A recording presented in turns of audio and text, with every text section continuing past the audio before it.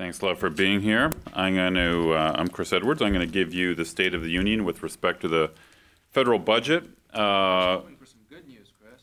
It's all bad news, I'm afraid, Ilya. I have a very small bit of good tax news at the very end, but mainly bad news, I'm afraid.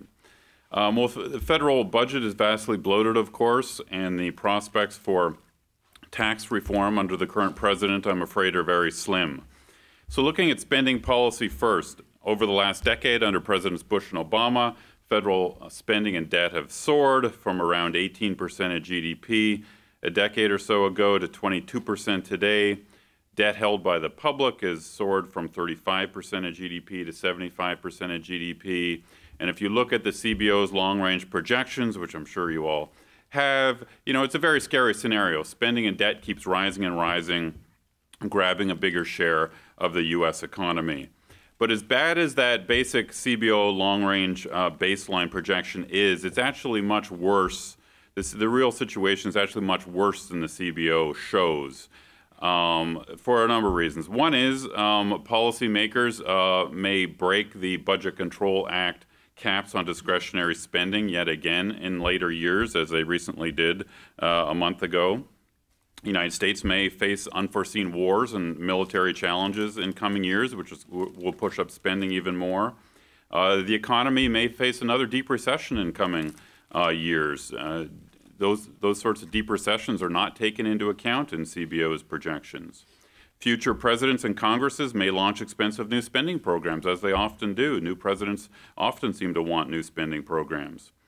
The CBO's economic assumptions may be off. If interest rates are higher than CBO projections, CBO projects fairly modest and low interest rates, it seems to me, then federal interest costs will soar even more than expected.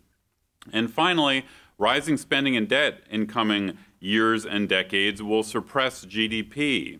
That suppression is not taken into account in CBO's long-range projections. So spending and debt will rise, GDP will be suppressed, so the ratio of spending and debt to GDP will keep getting higher and higher in sort of a death spiral, a fiscal death spiral.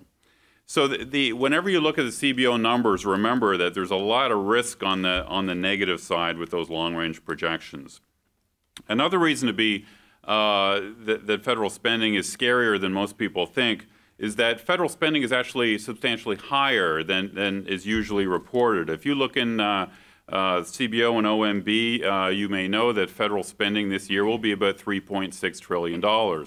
In fact, federal spending this year will be over $4.1 trillion. The reason is because the federal government gets about $500 billion of so-called offsetting receipts, which are the accounting for it is used to reduce spending. So federal spending is actually already over $4 trillion, or about 25% of GDP. Another reason why government spending is scary is that if you look at data from the OECD, the international bureaucracy, they put together data on total federal, state, local spending across their member countries. The United States is currently at 39% of GDP, total government spending in this country. That is still below the average of the OECD, but the gap has been closing. The United States is becoming sort of a pretty average, middle-of-the-road country. We used to have a much more substantial small government advantage, and I think that small government advantage helped give us our high living standard. But now the United States has bigger government than countries like Switzerland and Australia and Korea. So we're becoming not a small government country, but it's kind of an average bloated welfare state country, I'm afraid. So the upshot of all this is that federal policymakers, Congress, the president need to cut spending. The big question is, will that happen? Well, Republican leaders have been saying they want to cut spending, and since the Republicans took the House in 2010, they have worked hard to impose the Budget Control Act of 2011, putting in place these discretionary spending caps. Now, spending caps are not as good as particular program terminations, but they were a start at least. Unfortunately, we now see with the Ryan Murray budget deal agreed to in December that spending caps are a failed approach to restraining spending. Republicans have now shown that they won't stick to caps that they agreed to. They gutted the Budget Control Act caps this year by $45 billion. And sadly, I think that creates a precedent for them to agree to hundreds of billions of dollars of extra spending over the next decade. They've created a very powerful precedent that caps aren't worth the paper they're written on, I'm afraid.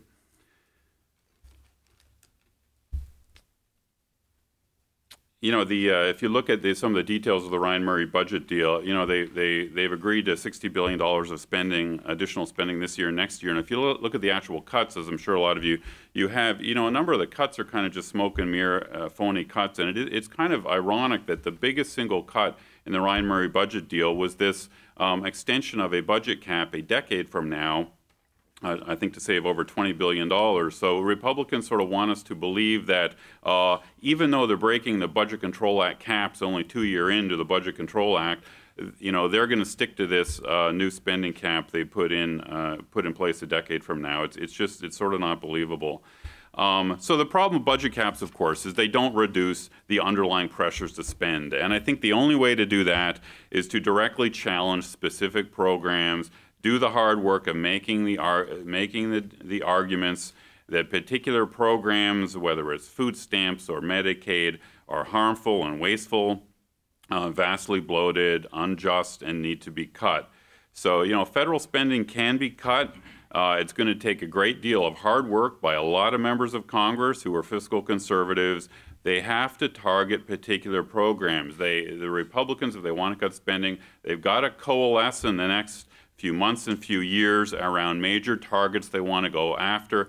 Maybe it's block granting Medicaid, which would be a great reform. They've got to keep at it, they've got to keep on message, and they've got to wear down the opposition. And I often go back and think about the Welfare Reform Act of 1996, which was a successful reform.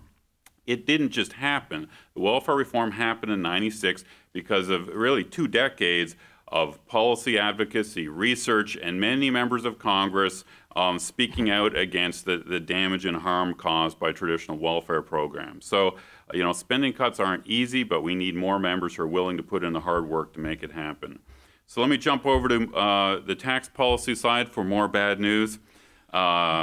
We started 2013 with big tax increases of about $600 billion over 10 years. The top personal income tax rate in the United States, the federal rate, went from 35 to over 40%.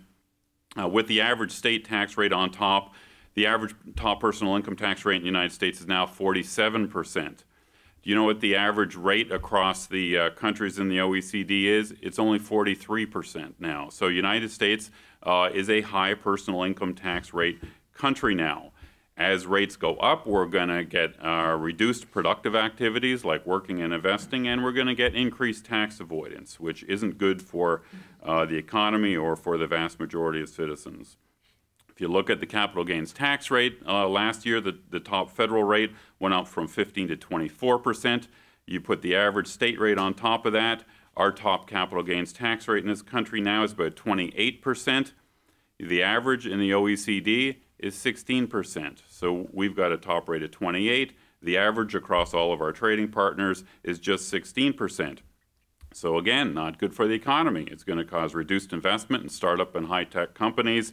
It's going to sap the energy of Silicon Valley and entrepreneurship in this country. That's not good for anybody.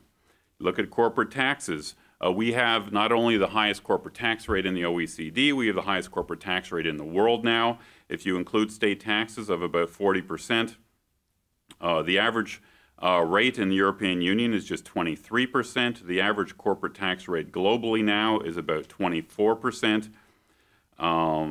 And you know, it's interesting actually, if Europe, of course, and many other countries have been through deep recessions in recent years. A lot of European governments have grabbed for extra tax revenues, but most of them have gone and they've raised consumption taxes. Virtually no country has raised corporate taxes over the last 4 or 5 years, which is kind of remarkable, even though governments have been desperate for additional revenue. Corporate tax rates, even left-of-center governments in France and elsewhere, realize high corporate tax rates makes absolutely no sense in our competitive global economy. And so corporate tax rates plunged over the last 3 decades, and they basically flatlined out now in most countries in the mid-20s. So that is remarkable, and it shows you how important most governments believe the corporate tax rate is. Just about every government except the U.S. government. So we need major tax reform. Unfortunately, I believe this president and most Democrats do not believe in tax reform at all. President Obama does talk about corporate income tax reform, and he has been for a number of years. I don't really believe him. I think it's just bullet points. If he really believed in corporate tax reform, it would have happened already. He's got the business community for corporate tax reform. He's got Republicans on his side for corporate tax reform. It doesn't happen because the White House is simply not interested in making it happen. And you know, the sad, I think, bottom line on this is that the last major tax reform happened in 1986 because there were many centrist and even conservative Democrats who really wanted tax reform, who were leaders on tax reform, and they helped make it happen. The Democratic Party has moved so far to the left now on tax reform. Their understanding of what tax reform is just so vastly different from what a Republican understanding is that I don't see it's going to happen under this administration. The bit of good news I will end on is this, is that it looks like Senator Wyden will take the helm of the Senate Finance Committee. That is good news. Senator Wyden is very much a serious tax reformer, very interested in a bipartisan cooperation on tax reform, so I think that is a really good move. And on the House side, it looks like Paul Ryan will take the reins of Ways and Means Committee. Again, a very dedicated and serious tax reformer. I hope they can work to get some tax reform moving, but I think we will have to wait till possibly the next president after 2016. Thank you very much for coming.